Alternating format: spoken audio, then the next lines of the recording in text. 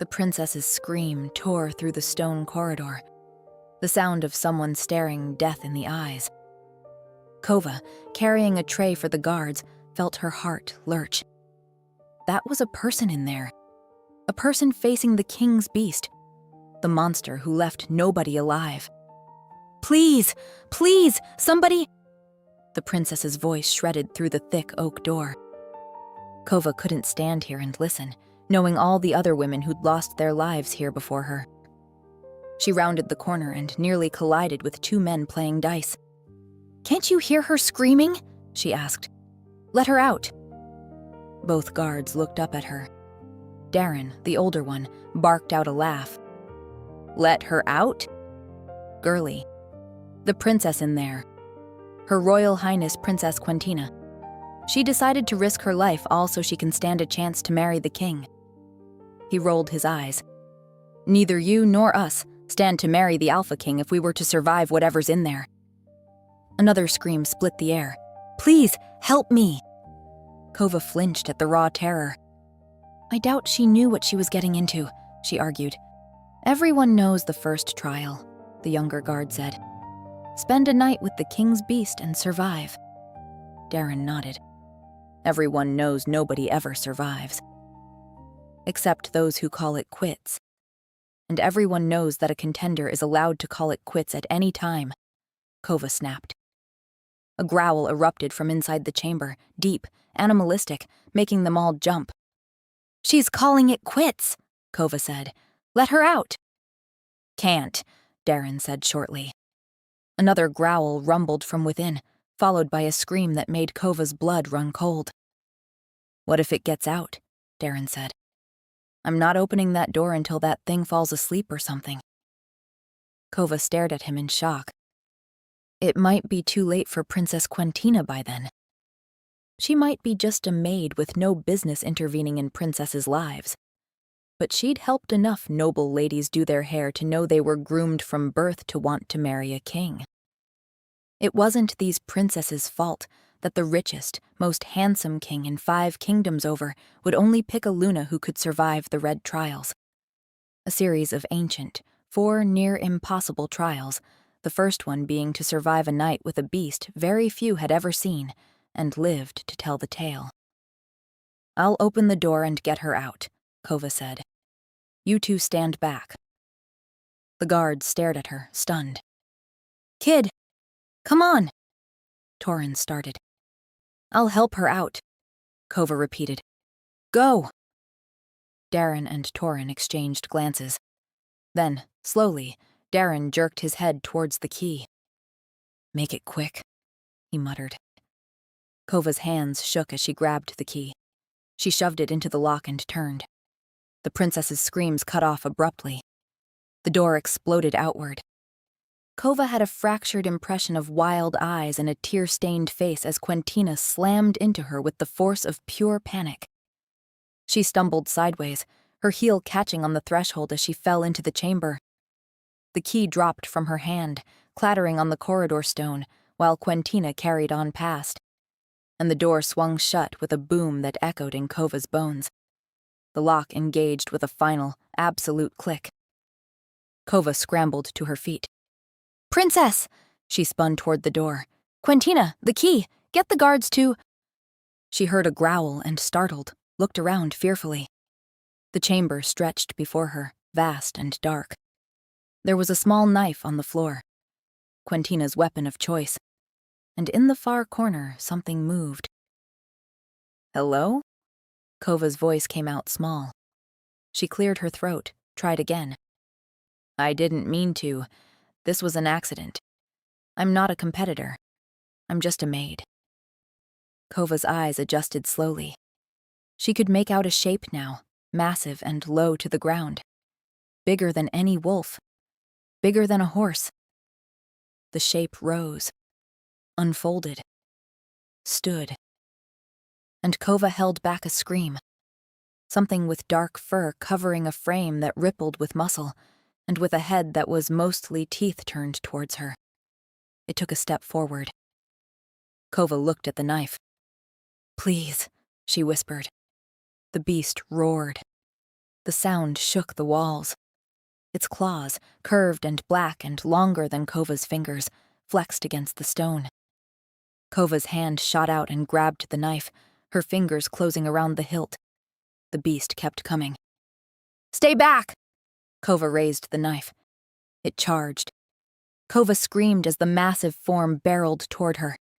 The beast slammed into her, driving her back against the stone wall. The impact knocked the air from her lungs. Hot breath washed over her face. Those terrible jaws opened inches from her throat. Kova thrust the knife upward with all her strength. The blade sank deep into the beast's shoulder. The creature roared as she pulled the knife back, dark blood spreading around the wound. She pressed herself against the wall, staring. And then the wound began to close. Kova's eyes went wide. The torn flesh knitted itself back together, fur regrowing over unmarked skin. "What?" Kova breathed. The beast had healing powers. It could not be killed, she realized.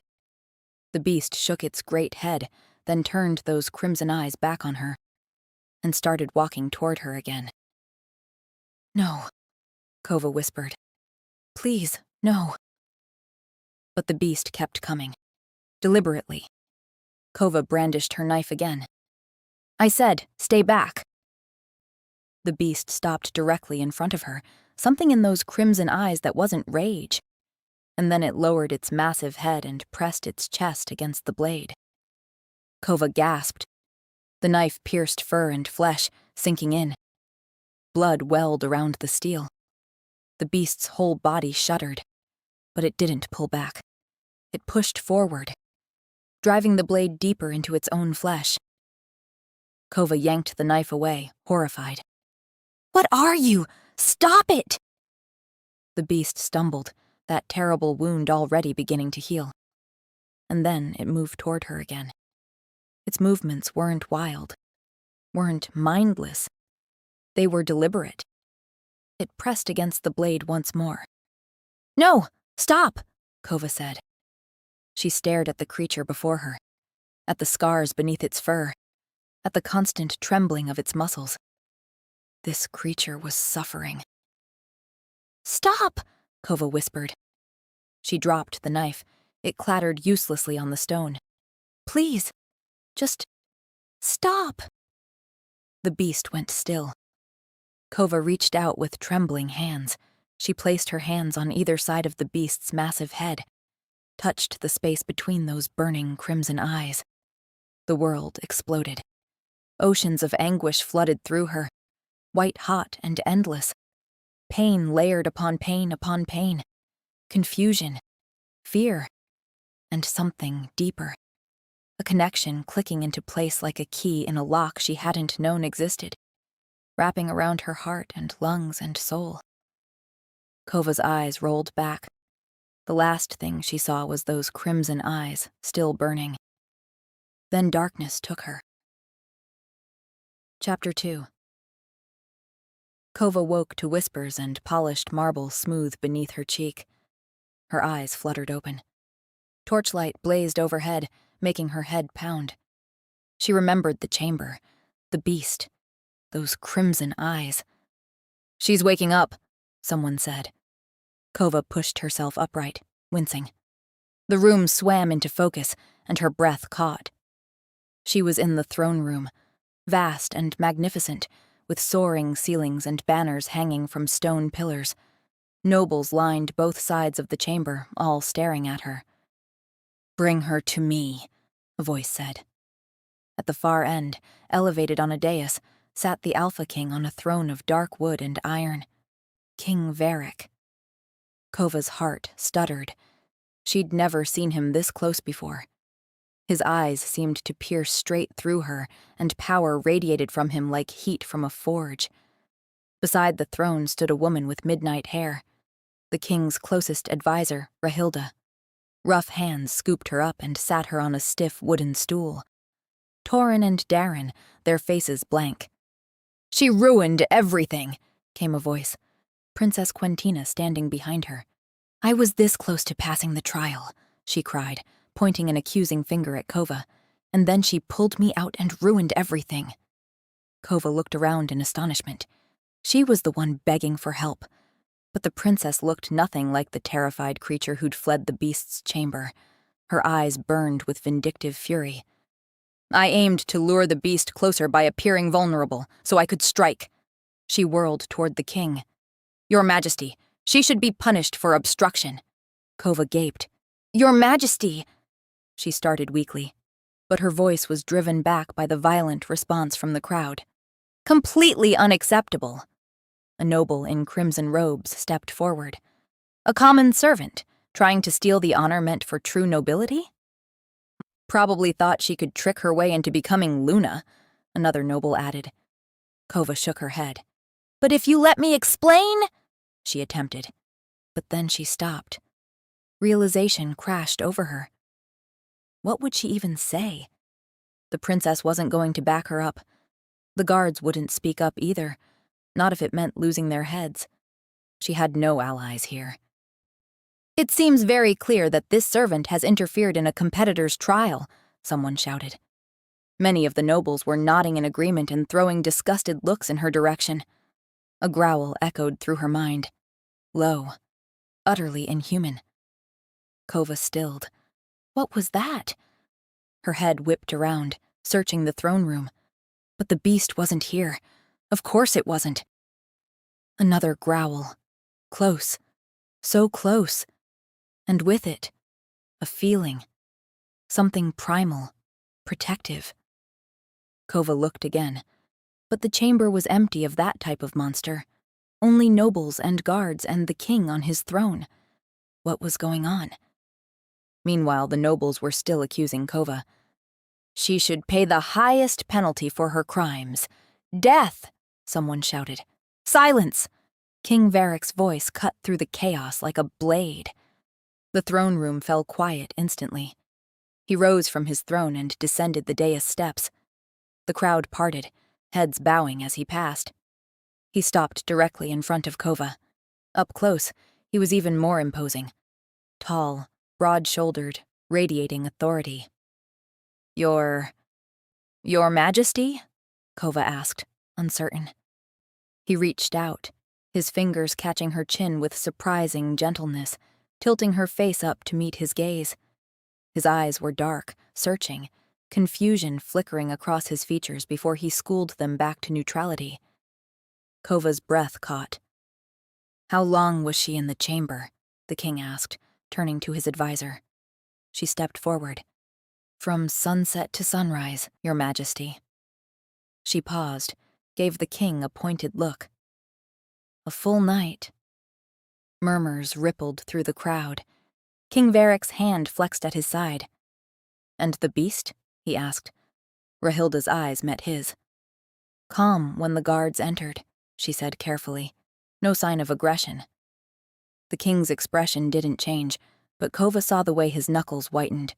When he turned back to her, his eyes were guarded. "How?" he asked. Kova blinked. "Your Majesty," she asked. King Varric leaned forward slightly. "How did you calm that beast?"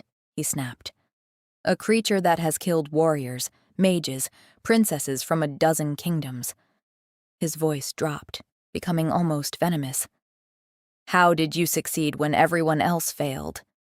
Another growl rumbled through Kova's mind, and with it came a new feeling. Sadness, pain, something almost wounded. Kova's chest tightened. Could she feel the beast somehow? Its emotions? Her mind raced back to the chamber, the beast pressing itself against her knife, the wound healing before her eyes. "Well?" the king insisted, almost desperately. "How did you do it?" Kova frowned. He sounded almost angry. Did King Varric know the beast couldn't be killed? "I'm not sure, Your Majesty," she murmured. It spared me, I suppose." King Varric's expression transformed, bitterness twisting his features. "Spared you?" he sneered. "Spared you? When it's never spared a single soul? Not even the best of us?" He added in a whisper that sounded like grief. Kova stared at his back, confused. What did he mean by that? And why did he look at her with such hatred when speaking of the beast, as if her survival was somehow an insult? King Varric straightened, addressing the crowd with the full weight of his authority. No one has ever passed the first trial in 3 years. None have survived a full night with the beast. He paused, and Kova saw his throat work as he swallowed. Until you, he said, looking at her. You are officially invited to take the red trials. You have already succeeded in the first. 3 more remain. Kova stared at him, stunned. King Varric hesitated, his eyes flicking to Rahilda. His advisor gave him a subtle nod. I remind you, the king said, that should you win, you will become my queen and my wife. The throne room exploded. She's not even noble-born, one noble shouted. King Varric raised a hand. She survived where all others failed. That is the only qualification that matters. Kova's mind reeled. If the beast couldn't be killed, if King Varric knew it couldn't be killed, then why hold trials at all? Did he actually want someone to succeed? However, King Varric continued, you may refuse and return to your former life, should you choose. Kova's heart leaped. She could refuse. But then a growl rumbled through her mind. Not words, but meaning as clear as if he'd spoken. Stay. Accept. Kova hesitated. The connection between her and the beast thrummed with urgency. Whatever had happened when she touched him, it hadn't ended when she lost consciousness. He was still there, deep inside her mind. But why? How was this possible? Another rumble, darker this time. The beast was frightened she might refuse. Kova swallowed hard. I accept. King Varric nodded. Then it is decided. Kova of... He paused. What is your family name? Kova flushed. I don't have one, Your Majesty. I'm an orphan. Kova the orphan, then. King Varric nodded. You will compete in the second trial 3 days hence. Until then, you will be given quarters befitting a competitor. He turned to his advisor. Rahilda will see to it. The advisor inclined her head. Of course, Your Majesty. The beast's presence in her mind had gone quiet, but she could still feel it there. A warm, steady pulse beneath her thoughts as the guards escorted her through the crowd of nobles. How could she feel what the beast felt? And why would a king who clearly believed said beast was a ruthless killer send his potential fiancés to face it knowing it was unkillable? What had she just agreed to? Chapter 3. The 3 days until the next trial passed in a blur of silk and strangeness. Kova was led to new quarters with a proper bed and servants who brought her meals, but none of that mattered. What mattered was the silence in her head. The beast, the presence, whatever it had been in the throne room, had gone quiet. Are you there? She whispered to the empty room on the first night. Nothing. She tried again the next morning. Can you hear me? Silence. By the second day, she was asking questions into the void. Why did you hurt yourself with my knife? And then, when there was still no reply, did I imagine you? Maybe she had. Maybe the trauma of being trapped with a monster had broken something in her mind. But Kova wasn't allowed to leave her quarters, wasn't allowed to seek answers. And so on the third night, unable to sleep, she lay in the darkness and whispered one more time. Am I going mad? The silence stretched so long she was certain she had her answer. Then, a presence brushed against her mind, something that was now unmistakably there. Kova sat bolt upright. Is it you? She asked the darkness. No response. But the presence didn't fade, a steady warmth at the edges of her consciousness. She knew then. He was still there, waiting. On the morning of the second trial, Kova was dressed in leather and boots, combat clothes that felt foreign on her body. A carriage waited for her in the courtyard. Guards flanked it on all sides. "Where are we going?" Kova asked as she climbed inside. "The Gauntlet," one guard said. "In the Thornwood." "What?" Kova exclaimed, voice strangled. No, it couldn't be. Surely not. Not the Gauntlet. She'd heard it whispered in the servants' quarters. The Gauntlet was ancient, older than the kingdom itself, a place where the bravest knights had ventured and never returned. The kings of this realm had been sending expeditions into the Gauntlet for decades to retrieve the treasures rumored to lie within. But no one ever came back. The carriage lurched forward, and Kova's stomach lurched with it. When the carriage finally stopped, her hands were shaking so badly she could barely grip the door handle. She stepped out, and her worst fears were confirmed. Elaborate tents ringed a clearing. Wooden stands had been erected, and on a raised dais sat King Varric and Rahilda, both watching with unreadable expressions. And beyond that, in the center of the clearing stood an ancient stone archway, weathered stone covered in moss and strange symbols. Beyond the arch, darkness, thick and absolute, as if the archway led somewhere that shouldn't exist. The Gauntlet. Rahilda descended from the dais. "The second trial, Kova the orphan," she said. "Retrieve and return with the sacred weapon from the chamber at the Gauntlet's end." Kova's knees buckled while the crowd murmured with excitement. She looked up at the dais, at King Varric. He sat perfectly still, his expression cold and distant. Their eyes met. If he felt any guilt, his face showed none of it. He wants me dead, Kova thought. He wants all his candidates dead. There is no other explanation. King Varric raised his hand. "Let us begin," he announced. Kova took a shaking breath. The stone archway loomed larger with every step. She crossed the threshold. The world changed. The whispers cut off abruptly. The clearing, the crowd, the raised dais, all of it vanished, swallowed by darkness. Kova's breath came in short, panicked gasps. She pressed her back against cold stone. Then, torches flickered to life along narrow stone walls. One, then another, then more, stretching into the distance. They revealed a passage carved from rough rock, twisting out of sight. "A labyrinth?" Kova murmured, stunned. She glanced back desperately. The archway behind her showed only darkness now. She was trapped. "Find the weapon!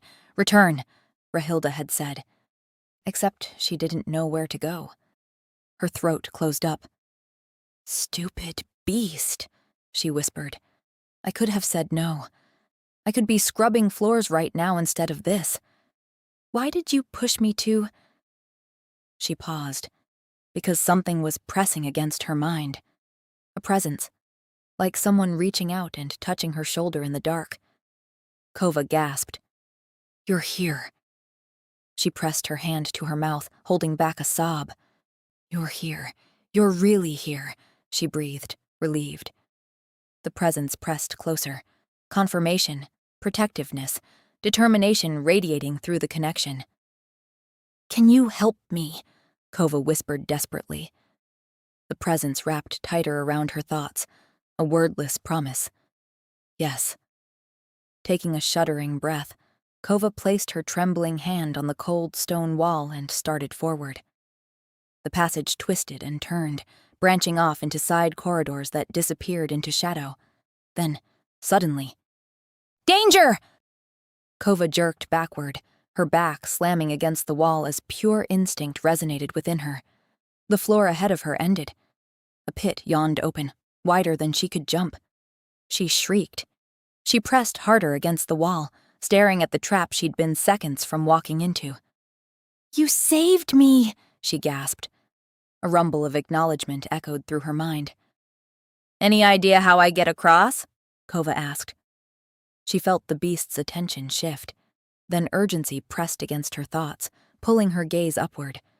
Kova tilted her head back. There, barely visible in the dancing torchlight, were grooves carved into the ceiling. Handholds. Her stomach dropped. "I can't." Feelings crashed over her, necessity but also encouragement. I've never climbed anything. Her voice cracked with fear. I'll fall. The beast's presence wrapped tighter around her thoughts, steadying. Kova stared at the ceiling, then at the pit below. With shaking hands, she reached up. Her fingers found the carved stone. A pulse of encouragement flooded through the connection. Kova pulled with all her strength. Her arms screamed in protest.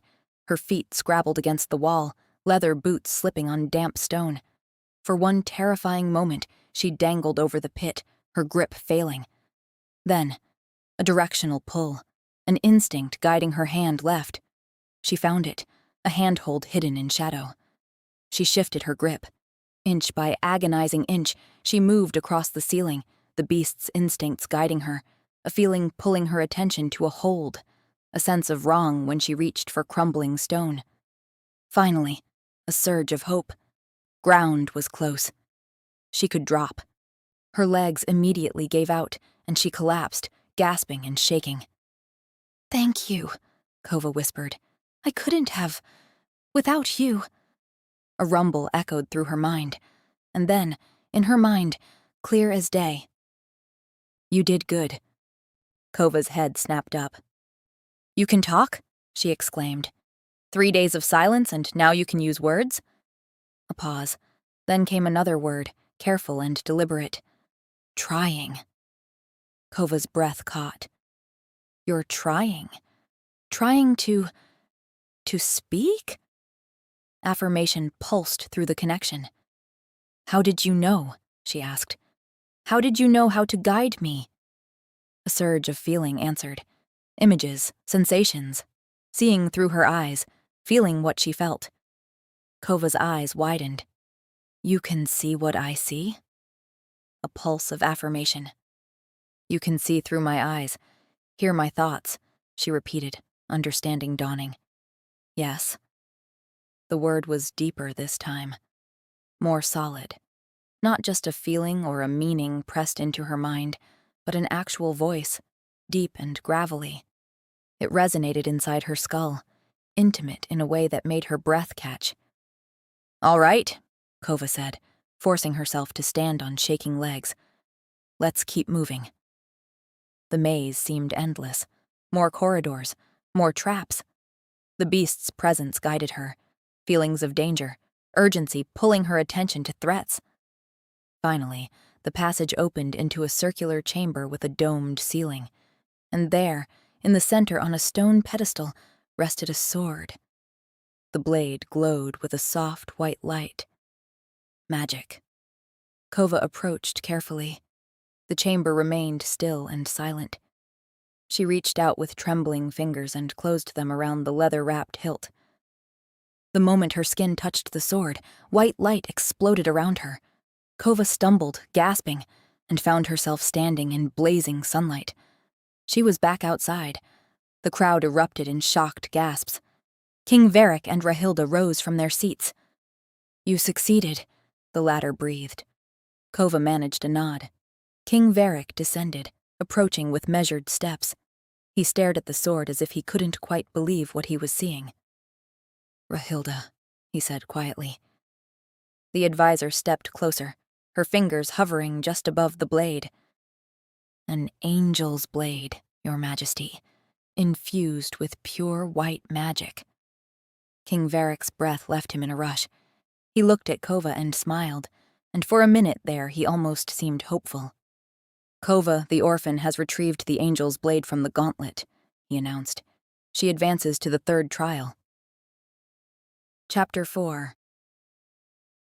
The summons came the evening after the second trial. As the sun began to set, servants swept into her quarters, carrying armfuls of silk and jewels. They dressed her in a gown of deep emerald green, pinned her hair, applied rouge to her lips. Where am I going? Kova asked as they fussed over her. His Majesty has requested your presence, one servant said, for dinner. Kova's stomach dropped. The Alpha King wanted to see her? Why? In her mind, the beast's presence stirred, quiet but constant, like a hand resting on her shoulder. When the servants finished, they led her through winding corridors to a part of the castle she'd never seen. Kova's hands trembled. What if he asked her questions she couldn't answer? "Steady," came the voice in her mind. "Careful." The guards opened a door, and Kova stepped inside. The king's private dining chamber was smaller than she'd expected, intimate even. The monarch stood when she entered. He was dressed more casually than she'd seen him. No crown, no ceremonial robes, just a simple black tunic that somehow made him look even more imposing. "Kova," he said, nodding. "Thank you for coming." He gestured to the seat across from him, and Kova was acutely aware of how out of place she was. King Varric was beautiful. There was no other word for it. Strong jaw, dark eyes that missed nothing, an air of absolute authority. "You're nervous," King Varric observed, as servants brought the first course. "Wouldn't you be, Your Majesty?" His lips twitched.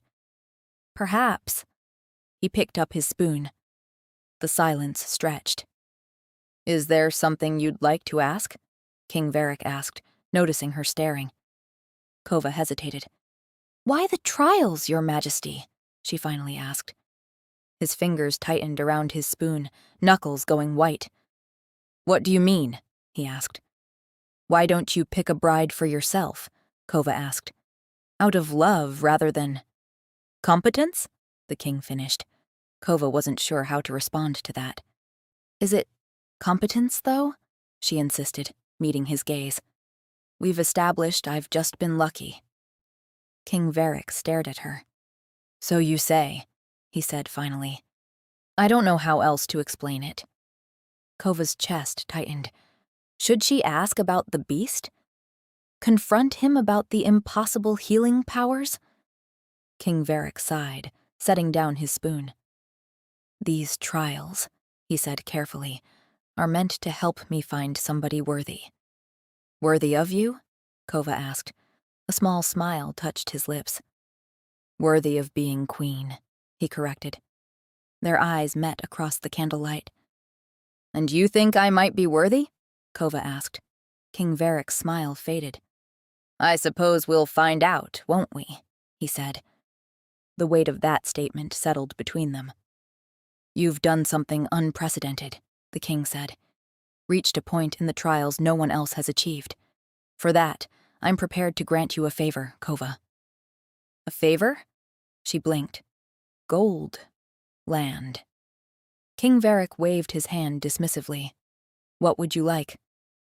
Kova's mind raced. There was only one thing she truly wanted. "I'd like to see the beast," she said quietly. King Varric's entire body went rigid. "What did you just say?" "The beast you had me spend a night with," Kova said. "I'd like to see him again." "Him?" The king's expression darkened. "It isn't a person." Kova drew back slightly, startled by the vehemence in his voice. "I'd like to see it," she amended quickly. "Why?" "Because—" Kova paused.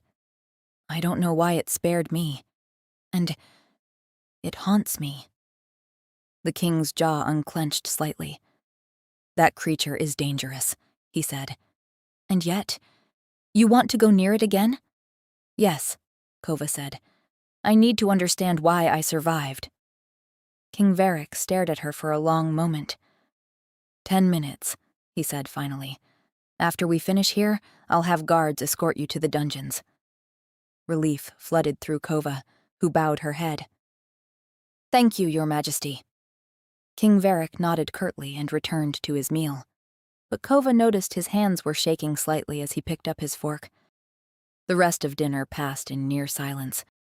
Kova tried a few more questions, but King Varric's answers were clipped, and all Kova could think about was what waited for her in that chamber. The guards led her back through the familiar corridors, down stone steps, around the side to where she could see the monster through iron bars. 10 minutes. We'll be in the corridor if you need us." "Thank you," Kova said. She stood before the bars, peering into the dimness beyond, and there, in the shadows, she could see him. The beast! He was even more terrifying than she remembered, massive, hulking, covered in matted dark fur. Those crimson eyes glowed in the darkness, fixed on her. but he was also calmer, still, just watching her. "You came?" His voice whispered through her mind, that same deep, gravelly rumble she'd heard in the gauntlet. "It's really you," Kova breathed. "The voice in my head. The presence. It's you." "Yes." The beast moved closer, and Kova instinctively took a half-step back. She couldn't help it. He was enormous up close, all muscle and claws and teeth. He stopped immediately, lowering his head. Kova forced herself to breathe. He'd helped her, guided her, saved her life more than once, but seeing him again like this made her heart race. "You can talk now," she said, trying to steady her voice. "In the chamber that first night, you couldn't. What changed?" The beast's head tilted slightly. "Don't know," it told her in her mind. "Could barely think. Only rage." Kova moved a step closer to the bars. "Why did you spare me? That first night?" she asked. The beast's crimson eyes met hers. "Why wouldn't I?" The question was so simple, so genuinely curious, it took her aback. "Because," Kova gestured at him, "you hurt all those other people. Killed some of them." The beast went rigid. Then he recoiled, backing away from the bars as if she'd struck him. A low growl rumbled from his chest, not threatening, but distressed.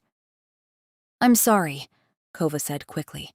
"I didn't mean—" "I don't remember," the beast said.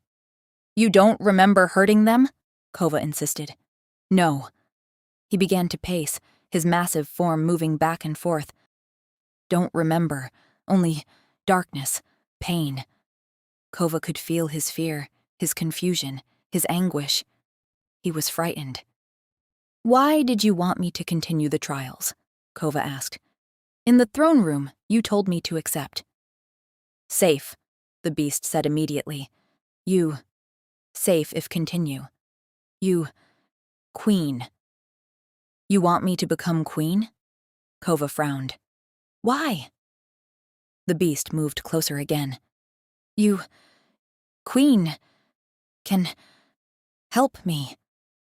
Kova blinked, surprised. "Help you how?" she asked. She doubted the king would let her set him free, even if she became queen. But the beast just shook his head. Whatever he was, whatever had happened to him, he was suffering. "I'll help you," she said quietly. "I don't know how yet, but—" She touched her chest where she felt him. "I'll do my best." The beast's crimson eyes softened, and deep inside her mind, Kova heard, "Thank you." Chapter 5. The morning of the third trial arrived with crisp autumn air and nervous anticipation. Servants led Kova through the castle corridors toward the courtyard where nobles had already gathered, their excited whispers filling the air. This was it. The third trial. "Steady!" came the beast's voice in her mind.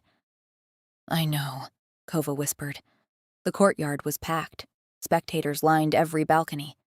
King Varric sat on the raised dais, Rahilda beside him. He rose to address the crowd. "The third trial," he began, then stopped, looked to his right at his advisor, cleared his throat. "The third trial is not ready," the king concluded lamely. Murmurs erupted immediately. "What?" Kova muttered. "What?" his advisor repeated, turning to him sharply. "Everything is ready, my lord." The king shook his head. "No," he said. "I think we need to check a couple of things first." "Like what?" Rahilda asked, crossing her arms. King Varric's eyes met hers. "Let's discuss this in private, all right?" he said, giving her a pointed look. The crowd's whispers grew louder, so the advisor inclined her head. "Of course, Your Majesty." King Varric turned to address the crowd. "The third trial is postponed. You will be notified when it resumes." He gestured to the guards. "Escort Kova back to her quarters." As guards flanked her, Kova caught one last glimpse of King Varric and Rahilda disappearing into a side entrance, their body language rigid with conflict. "Did you see how his advisor looked?" she said back in her chambers, sending the thought to the beast. "I did," it replied immediately. "It was suspicious, wasn't it? I mean, she didn't look at all like she knew the king was going to delay. She said everything was ready and she should know. She plans these trials. But then King says there's a delay and she doesn't know about it? You think King lie?" the beast asked slowly. "I'm not sure." Kova sighed, falling back onto the bed. "I don't know what to make of him." She thought back to their dinner the previous night. "I think there's a reason he's running these trials," she said aloud, "but I don't think he's being honest about what it is." "Why you say that?" the beast asked, curiosity radiating through the connection. Kova stared at the ceiling. "I don't know. Maybe I'm just going crazy from the stress." There was a beat of silence and then a sort of careful mental poke. "I'm with you," the beast said simply. Kova paused, then smiled. "I know. Thank you." A week passed. Then another. The third trial still wasn't ready, according to occasional messages delivered by servants. Kova was confined to her quarters and the library, allowed to wander only between those two places under guard supervision. The library became her refuge. She'd never been much of a reader, but she could parse simple texts slowly, and with the beast's presence constantly in her mind, she wasn't truly alone. "You should read about sacred trial logs," the beast suggested one afternoon as Kova browsed the shelves. "Archives." "Those exist?" Kova asked, surprised. "Of course," the beast said confidently. "How would you know?" Kova pulled a dusty tome from a high shelf. "And is it me, or is your speech improving?" "Yes." The beast's pleasure flooded through the connection. "My thoughts feel clearer and clearer." Kova smiled, feeling his joy as if it were her own. "That's amazing." "Let's go read about sacred trials," the beast pushed. "Fine, yes." They found a section on historical trials, records of past attempts, descriptions of challenges long forgotten. Most were too advanced for Kova's limited reading ability, but the beast helped, sometimes recognizing words she struggled with. One day, as Kova ran her finger along a shelf of fiction, the beast's voice perked up. "Oh!" "The Wayward Prince." Kova pulled the book out, examining the worn cover. "You know this book?" "Yes. I quite enjoyed it, actually." Kova stared at the title. "When did you even read a book?" Silence stretched. Then quietly, "I don't remember." Kova felt his discomfort, his frustration at the gaps in his memory. She'd noticed he didn't like being confronted with things he couldn't recall. It seemed to pain him. "Would you like me to read it to you?" she offered gently. "I'm slow, but I could try." A pulse of gratitude. "Yes. Please." So Kova settled into a chair by the window and began to read aloud, stumbling over difficult words. The beast listened patiently, sometimes helping with pronunciation, sometimes simply enjoying the story. 2 weeks after the delay, Kova was preparing for bed when pain lanced through her mind. Not her pain. His. She gasped, sitting upright. The beast's agony crashed over her in waves, white-hot, searing, unlike anything she'd felt from him before. Then a scream echoed through their connection. Inhuman. Tortured. "What's wrong?" Kova jumped to her feet. "What's happening?" Silence. More pain. Another scream. "Please, answer me!" Kova pressed her hands to her temples. "What's wrong?" A beat of silence where she could feel him there, suffering, unable or unwilling to respond. Then finally, "Fine. I'm fine." "You're not fine." Kova was already moving, throwing a cloak over her nightgown. "I'm coming." "No." But Kova was already out the door, racing through the corridors toward the dungeons. Guards called after her, but she ignored them. Another wave of pain crashed through her mind. The beast went silent. "Answer me!" Kova sent the thought desperately as she ran. "Please!" Nothing. She reached the dungeon level, her breath coming in ragged gasps. The two guards at the beast's chamber door looked up in surprise as she skidded to a halt. "Let me through," Kova demanded. "Miss, you don't have permission!" One guard started. A scream echoed from behind the iron door. Not in her mind this time, an actual, physical scream of agony that made Kova's blood run cold. "What's happening?" Kova tried to push past them. "What are they doing to him?" The guards blocked her path. "You need to leave, now." "He's in pain. I can hear him." "We have our orders," the second guard said, more gently. "You're not permitted access tonight." Another scream. Kova flinched, tears springing to her eyes. "Please," she whispered. The first guard's expression softened slightly. "Your trial starts tomorrow. You should rest." "Tomorrow?" Kova's mind reeled. "But they said—" "We were told to be ready at dawn," the guard confirmed. "Now go back to your quarters." In a daze, Kova turned and walked away. She made it halfway up the corridor before her legs gave out. "I'm here," she whispered into the silence. No response.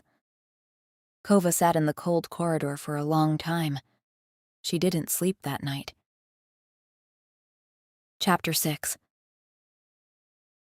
Kova barely slept. Every time she closed her eyes, she heard those screams, felt the beast's pain radiating through their bond before it cut off into terrifying silence. She'd tried reaching out to him all night. Nothing. Just that faint pulse through the connection. Proof he was alive, but distant. When servants came to dress her at dawn, Kova moved like a ghost. All she could think about was the silence in her mind where the beast's voice should be. The courtyard was packed when she arrived. King Varric sat on the raised dais, Rahilda beside him. The crowd buzzed with excitement. But Kova barely saw any of it, her mind reaching desperately for that connection. "Please," she whispered. "Please be there." Still nothing. Her attention was only pulled back when she noticed the circular platform of white stone in the center of the courtyard. Symbols were carved into its surface, and they seemed to shift and writhe when she looked at them too directly. Rahilda descended from the dais, holding the angel's blade. "The third trial tests cunning and bravery," she announced, handing her the sword. "You have retrieved a weapon. Now you must prove yourself capable of wielding it." "Step onto the platform," Rahilda continued, "and face the guardian. Only by passing its test will you prove worthy of a Luna." Kova wanted to ask more, but Rahilda had already turned away. She glanced back at the crowd. King Varric sat rigid on his throne, his expression unreadable. Kova stepped onto the platform. The world exploded into light. When her vision cleared, she was no longer in the courtyard, but in a chamber of white marble. And before her stood 5 mirrors, their frames ornate and ancient. In each one, Kova saw a different version of herself? "I don't understand," she said aloud. "What do you think they represent?" a voice answered from behind her. Kova spun around, hope flaring in her chest for just a moment. But the voice wasn't his. It was smooth, feminine. In the center of the chamber stood a figure. Tall, thin. Its face was smooth except for 2 eyes that burned with silver light. What are you?" Kova asked. "I am the guardian," it said. "What do you think the mirrors represent?" Kova shook her head, unsure. "The trial's weight is measured by the mirrors," the guardian explained. "Choose a reflection you know well, and the path is clear. Choose a stranger wearing your face." It gestured. "And you may not survive what you learn." Kova stared in confusion until... "It's saying the trial's difficulty depends on which version of yourself you face," came a deep voice inside her mind. Kova gasped. Relief flooded through her so powerfully her knees almost buckled. "You're here," she breathed. "Where were you? I've been trying to reach you all night. What happened?" "Later," the beast's voice cut through. "Your trial. Focus." There was something in his voice. Pain, maybe, or exhaustion. But also determination. Kova took a shaking breath and turned back to the Guardian and the mirrors. "3 you must face," the Guardian said. "Choose wisely.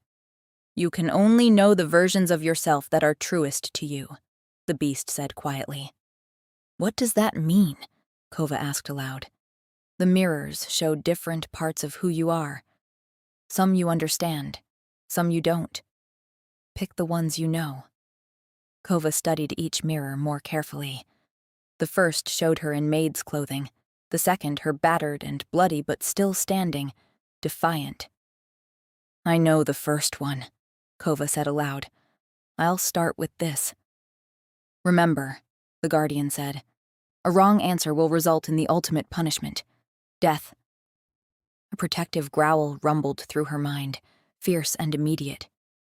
"It's okay," Kova murmured. The reflection in the first mirror moved, turning to face her fully. When it spoke, it used Kova's own voice. "I am never seen but always present. I am given freely but rarely valued.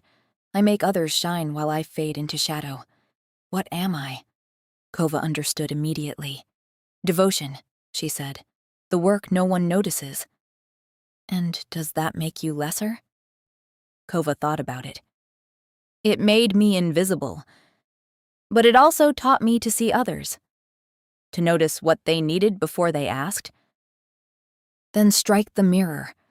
Kova raised the sword and swung. The blade connected with a clear, ringing note. The mirror shattered, dissolving into motes of light that sank into the sword's steel. "Next," the Guardian said.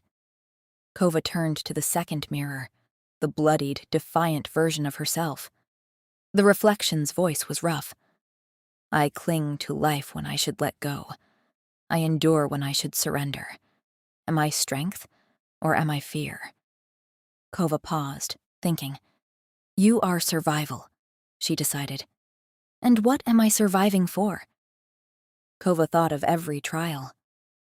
"For someone who can't survive on his own anymore," she said quietly. A deep sound rumbled through her mind, warm and affectionate. The mirror Kova smiled. "Then strike the mirror." Kova swung. Silver light cascaded into the sword. "Now, the third," the Guardian said. Kova found herself approaching the fifth mirror before she'd consciously decided. "What are you doing?" The beast's voice was worried. When the fifth reflection spoke, its voice was gentle, vulnerable. "I am not chosen. I am not logical. I grow without permission and change everything I touch. What am I?" Kova's mind went blank. Panic bubbled up. "Concentrate," the beast's voice wrapped around her, soothing. "But I don't know the answer." "You'll be all right. You know this," the beast said. Kova took a deep breath. She stared at her reflection, at the softness in her eyes. "You're reaching for something," Kova said slowly. "For someone," the beast rumbled in her mind. Kova's breath caught. "Name it," the reflection demanded. "Name what I am." "Kova," the beast's voice was very quiet, gentle in a way she'd never heard before. "Reach into your heart. The answer lies there." Kova closed her eyes. She thought about the warmth in her chest when the beast spoke to her. The way she'd chosen to continue the trials not for the crown, but for him. The way hearing his screams last night had broken something in her. The way his silence this morning had terrified her. "Love," she whispered, opening her eyes. "Your love. Is that your final answer?" The Guardian's voice boomed. Kova nodded, her hands shaking. "Yes." "Then strike the mirror. Prove you accept this truth." Kova raised the sword, met her reflection's eyes, her own eyes, soft with an emotion she'd been refusing to name. She struck. The mirror shattered. White and gold light exploded around her. "You have faced the servant, the survivor, and the lover," the guardian said. "You have named what you are." It stepped forward. "The weapon embodies you. The third trial is complete." The white chamber dissolved. Kova blinked, and she was back on the platform in the courtyard. The crowd erupted in whispers. King Varric rose from his throne. "The third trial is complete. Kova advances to the final trial." Chapter 7. Kova couldn't sleep. 3 trials completed, 1 remaining. How had she gotten this far? She paced her quarters, the enchanted sword propped against the wall, its 3 patterns still glowing faintly in the darkness. Reach into your heart. The answer lies there. The beast had known what the 5th mirror represented before she did. Kova pressed her hands to her face. It wasn't just a beast. It couldn't be. There was something he wasn't telling her about himself, or something he couldn't remember. She needed air. Kova slipped out of her quarters, bare feet silent on cold stone. The castle corridors were empty at this hour, torches burning low. She turned a corner and heard voices, coming from a partially open door at the end of the hall. Kova's feet slowed. "You can't keep doing this." Rahilda's voice, but not the composed advisor Kova had always seen. This voice was strained, breaking at the edges. "You already postponed the 3rd trial? And for what? You need to move forward." Kova found herself moving closer, staying in the shadows. She knew she shouldn't listen, but something about the desperation in Rahilda's tone held her captive. "I can do what I want," King Varric snapped. "I've waited 6 years. I can wait longer." Through the crack in the door, Kova could see he stood by the window, moonlight casting his silhouette in stark relief. Rahilda stood several paces behind him. "She's going to win tomorrow," she said, and her voice cracked on the words. "You know she will. She's survived everything we've thrown at her." "I could offer her something else." King Varric still didn't turn. "Gold. Land. She doesn't have to become queen. She doesn't have to." "The nobles would riot," Rahilda snapped, taking a step toward him. "You sent princesses through these trials, daughters of kings and queens from across the realm, all for the promise of your hand. If it looks like you were never going to do it, Kova's a commoner, not a princess. So am I." The words hung in the air, and King Varric finally turned. In the lamplight, Kova could see his face clearly, exhausted, haunted. He looked at Rahilda as if she'd struck him. "You're so much more than that," he said, his voice rough. "You're the woman I love, and without your magic, we'd never—" "My magic doesn't matter." Rahilda's composure was fracturing with every word. "It doesn't change what happens next." "It matters to me," Varric insisted. "Enough." Rahilda held up her hand. "Soon the girl will win, and you shall have your queen, just as we planned." "It's not what I wanted," King Varric murmured. "Isn't it?" Rahilda's eyes glistened with unshed tears. "You've been suffering for too long, Varric. This ends it. Finally ends it. You'll be free of this guilt." "I want to be free," King Varric said, moving toward her. "You know I do. Gods, I want to honor Nero's memory. I want to make this right. But at the cost of losing you?" Rahilda flinched. "Stop," she said. "I can't lose you, Rahilda." "Enough." Tears spilled down her cheeks. "You have a duty, to your kingdom, to your brother's memory." Rahilda swept toward the door, and Kova barely had time to press herself into an alcove as the advisor rushed past. Kova could see her whole body shaking with suppressed sobs. She waited until her footsteps faded completely before she dared to move. Her heart was pounding. The king and his advisor were in love but unable to be together. And it had something to do with the king's brother? His name, Nero, echoed in Kova's mind. She'd heard of him before in her 4 years working in the castle, but she'd assumed it was King Varric's father, the old king who'd ruled before him.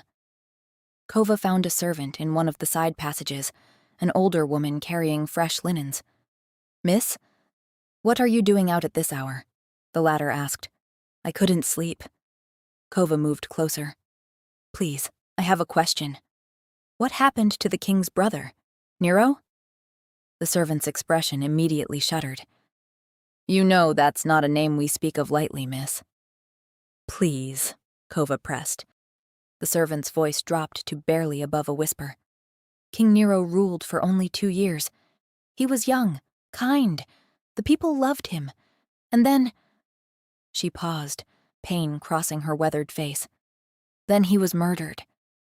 Kova's blood ran cold. "Murdered?" "Aye. 6 years ago this winter." The servant's voice grew even quieter. "Right here in the castle, in his own chambers. It was brutal, they said. The King Varric, I mean, found him." Kova's hands had gone numb. Did they ever catch who did it?" The servant leaned closer, and Kova could smell the lavender from the fresh linens. "Of course they did, miss." She met her eyes. "King Varric took care of it himself. It was the beast." Kova took a step back. "The beast?" she repeated. "Aye." The servant nodded. "The one they keep locked in the dungeons below. It was that thing that killed the king's brother." "No." The word echoed in Kova's mind, but no sound came out. "King Varric captured it himself," the servant continued. "Tracked it down and trapped it. Some say he should have killed it right then, but he wanted it to suffer. For what it did. For taking his brother. So he's kept it locked away all these years. Make sure it pays for what it took from him." Kova gasped. The screams. The pain radiating through the bond that night. The way the beast had gone silent, unreachable. "Are you all right, miss?" the servant asked. "You've gone pale." Kova couldn't breathe. "Are you sure? Are you absolutely certain it was the beast who—" "As certain as I'm standing here," the servant said firmly. "I saw the king drag that creature into the dungeons myself. Saw the rage on his face. He loved his brother dearly, miss. King Nero was everything to him. And that monster took him away." Kova held back her tears. "Thank you," she managed to whisper. She was moving before the servant could respond, her feet carrying her back through the corridors toward her quarters. But she couldn't feel them. The beast had killed King Varric's brother 6 years ago, and King Varric had been torturing him ever since. Kova made it back to her room and closed the door behind her with shaking hands. "What's wrong?" the beast asked in her mind. Kova slid down the door until she was sitting on the floor. "You killed his brother," she whispered aloud. First, there was only silence through the connection. Then, "What?" "King Nero." Kova's voice was shaking. "The king's older brother. The previous king. You murdered him." She felt the beast's presence recoil. "I don't—" The beast's voice fractured. "I don't remember." "I know you don't." Kova pressed her hands to her face. "But that's what happened. That's why King Varric keeps you locked up. Why he—" She couldn't say it. Couldn't voice what the servant had told her. The beast's presence was churning now, chaotic. She could feel him pacing, agitated, distressed. "I killed the king's brother?" The beast's voice was horrified. "The servant said everyone knows. King Varric captured you himself, right after it happened." Sadness flooded through the connection, the beast's anguish mixed with her own.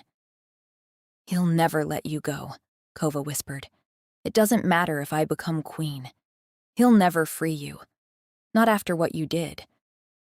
"It's all right," the beast said quietly.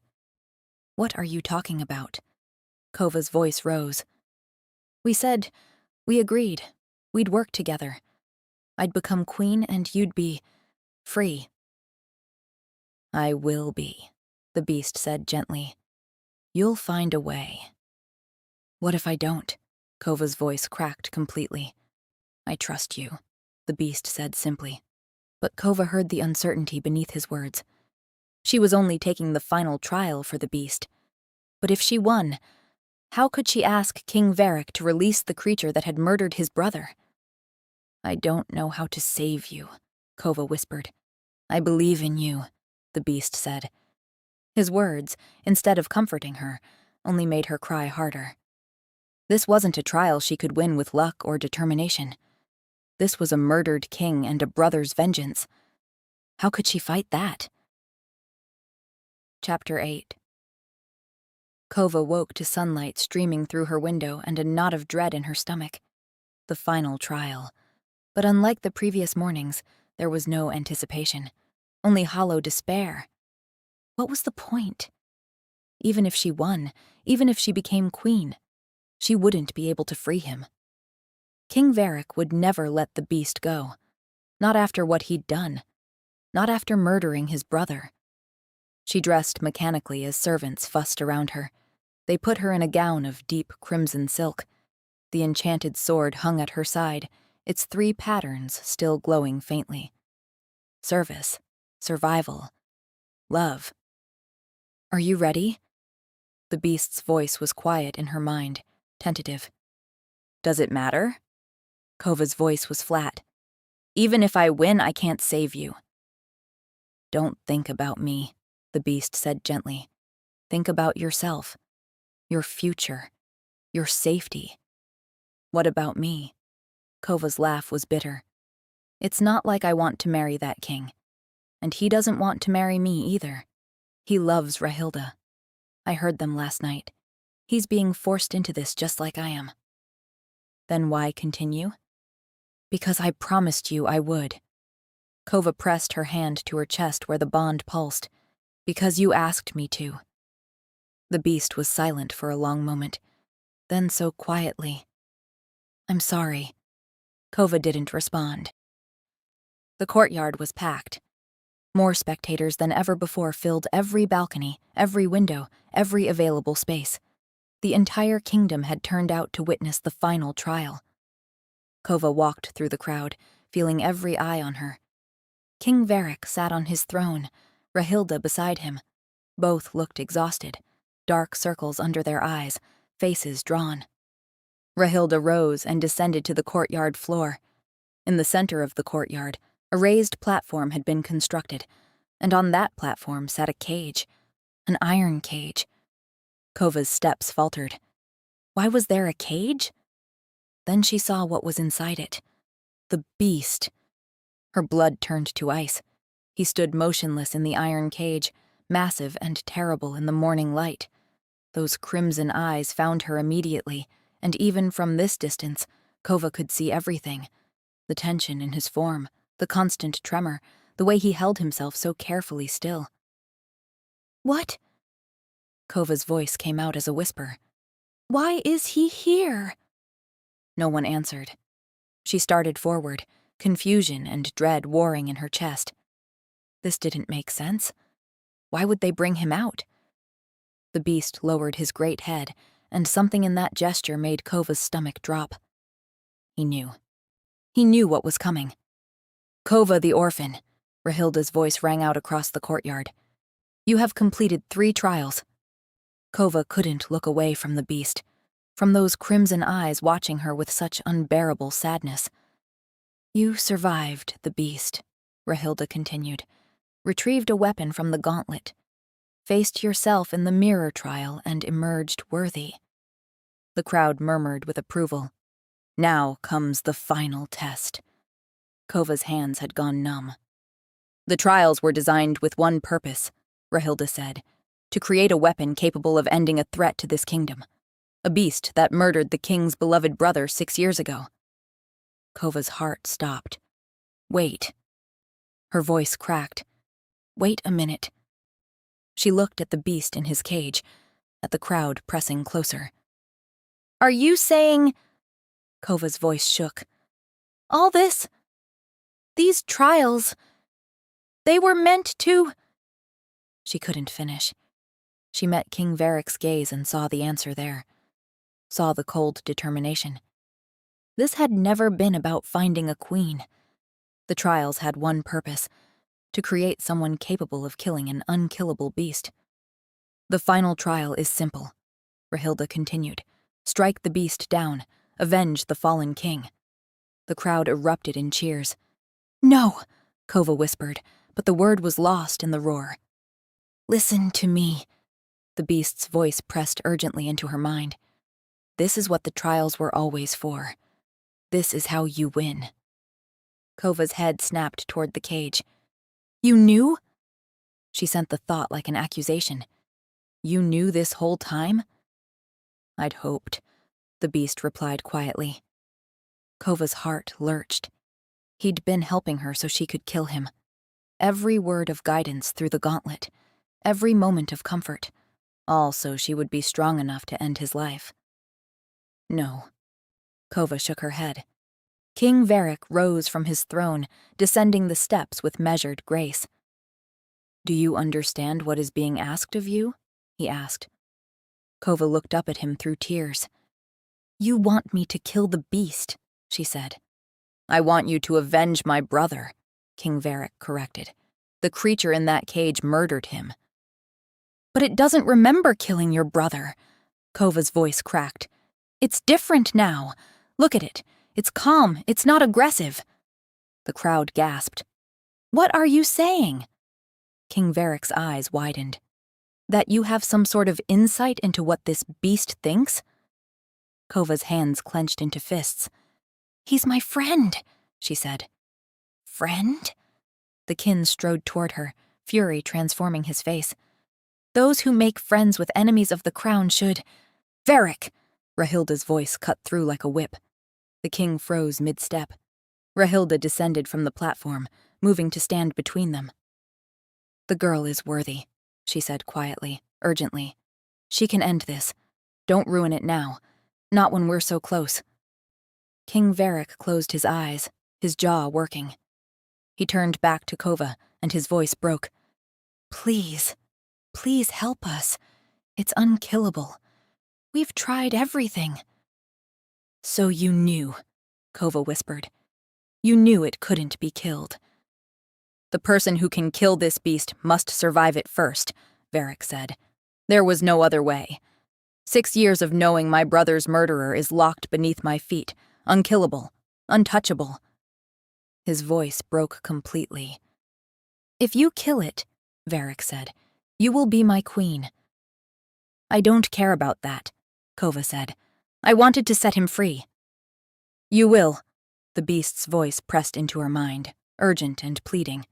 Please, Varric echoed. Please, I'm begging you. Kova closed her eyes. The courtyard held its breath. Slowly, she approached the cage. The beast stood on the other side, massive and terrible and utterly still.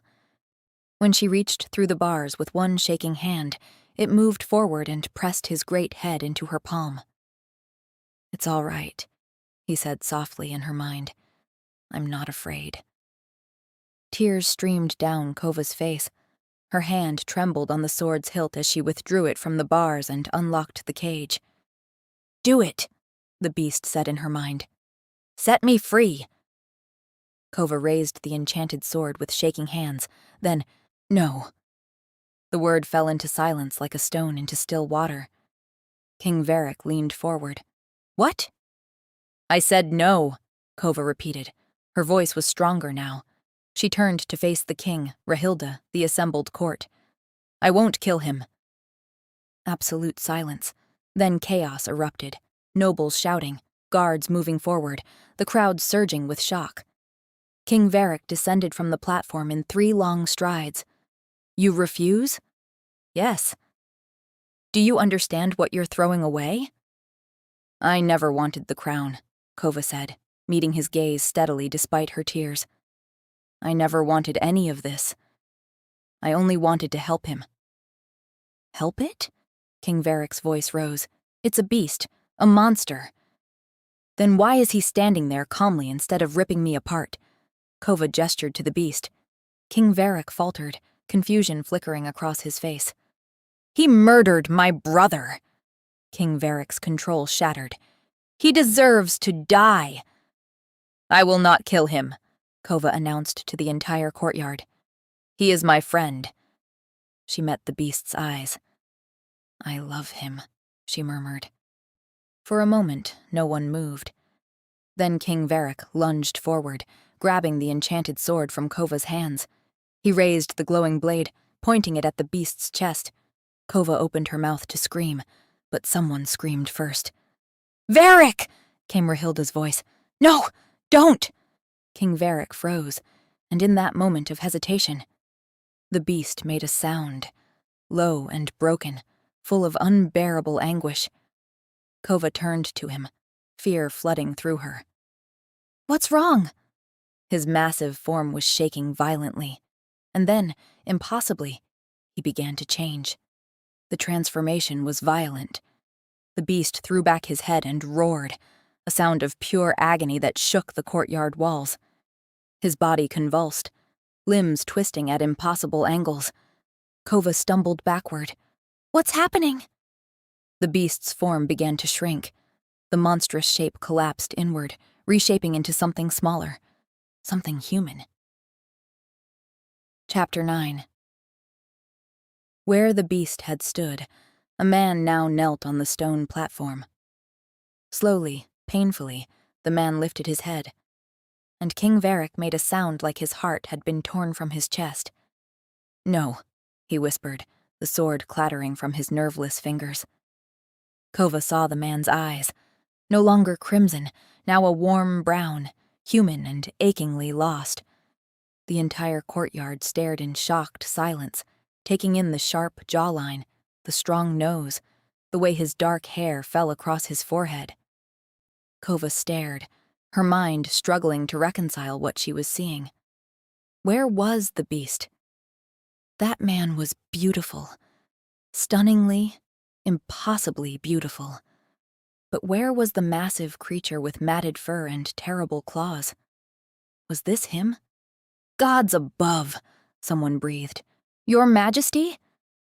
The whisper rippled through the crowd like wildfire.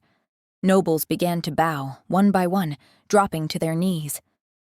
"Your Majesty, you're alive," someone said. "The king has returned," another cried. "King Nero has returned." The man's head turned, confusion written across his features. He looked around at the bowing crowd, at the guards staring in shock, trying to understand what was happening. Kova stood frozen, her mind reeling. King Nero, the murdered king, the beast. They were the same person? Her beast? Was the king's brother? King Varric stood as if turned to stone, his face white as death. "Nero?" he whispered. The man, Nero, turned toward the voice. Recognition flickered in those brown eyes. "Varric." His voice was hoarse. Guards rushed to bring a cloak, and Nero pulled it around himself with shaking hands as his brother approached. King Varric stopped just before him, his hands outstretched but not quite touching. "It's really you," he breathed. "You're alive." "I don't—" Nero pressed a hand to his temple. "I don't understand what's happening." "You were dead," Varric said. "I thought you were. I found a beast in your chambers, covered in blood, its claws, its teeth. The place was destroyed, torn apart. I thought it had attacked you." "What beast?" Nero frowned. "It didn't even smell like you," Varric continued. "I couldn't feel. You were just gone. And this creature, this monster, it attacked me when I tried to find you." Horror dawned on Varric's face as the pieces fell into place. "I thought it had killed you," he whispered. "But it turns out it was you. And for 6 years, I've been—" "Brother," Nero interrupted. "I don't understand. What happened to me?" But Varric couldn't speak. His shoulders shook with silent sobs. Nero looked around the courtyard, searching for answers, and then his eyes found Kova. He froze in place, blinking. Kova froze too. He was so beautiful, so regal, so far above her station. "Who is that?" Nero asked, not taking his eyes off her. Kova's heart sank. "Who are you?" Nero asked again, taking a step toward her. "I know you, don't I?" Kova just stared, unable to form words. What could she possibly say? But then, she could feel something pressing against her mind. Gentle, familiar. Like when the beast had first touched her thoughts, but clearer now. More human. "I know you," she heard him say, not aloud, but in her mind. Nero stood before her now. Slowly, carefully, he raised his hand toward her face. "You brought me back," he murmured, searching her eyes. "I was lost in darkness, drowning in it. And then there you were, a light in the endless night." His fingers touched her cheek, warm and gentle, and Kova felt the same warmth she'd felt with the beast, but stronger now, clearer. "You saved me," Nero breathed, cupping her face. Kova stared. This was him. The same presence, the same connection. But now he was touching her with human hands, looking at her with human eyes, and he was beautiful, and she was... "Kova," Nero murmured. "That's your name, isn't it?" She nodded, then quickly lowered her eyes. "Yes, Your Highness. I mean, Your Majesty. I'm sorry, Varric's voice interrupted. "It is Your Majesty." He lifted the crown from his head. "My brother is king, the rightful king, and he is back now." He held the crown out to Nero, who stared at it as if it were a foreign object. I don't know," he said slowly. "I don't remember." "What do you remember?" Varric asked gently. Nero's brow furrowed. "Pain. Darkness." He looked at Kova again. And then... her voice. "But how?" Varric turned to Rahilda, who stood frozen on the platform. "How is this possible? What magic could transform a man into—" "It was me," she said. Varric stilled. The entire crowd seemed to still as Rahilda stepped forward, her hands trembling at her sides as she met Varric's disbelieving gaze. "What?" he asked. "It was me," Rahilda repeated. "I did this. The curse. All of it." Varric's face went white. "What are you saying, Rahilda?" "6 years ago, I cast a curse," Rahilda said. "I thought you'd betrayed me. Thought you'd chosen duty over our love. I saw you embracing someone, and I thought..." She choked on a sob. "I thought you'd cast me aside." Varric shook his head, stunned. "I was foolish." She wrapped her arms around herself. "I wanted you to feel what I felt. So I cast a curse to transform you into something monstrous, to make you understand. I didn't plan for it to be permanent, just long enough for you to regret hurting me." Horror dawned on Varric's face. "But it wasn't you," Rahilda continued. "It wasn't you betraying me. And it wasn't you when I entered those chambers where I'd planned to confront you. It was Nero." She lowered her head in shame. "By the time I realized my mistake..." Her voice broke completely. "By the time I realized, the curse had already taken hold." "You cursed me by accident?" Nero asked. His voice was quiet, but there was no anger in it, only confusion. "Yes," Rahilda said, "and I've regretted it every moment since. I tried to reverse it immediately, but you were already becoming the beast." She looked at Varric. "How could I tell you it was me? That I'd done this to an innocent man because of my own jealous rage?" "So, you just let me believe..." Varric's voice was hollow. "For 6 years, you let me believe my brother was dead."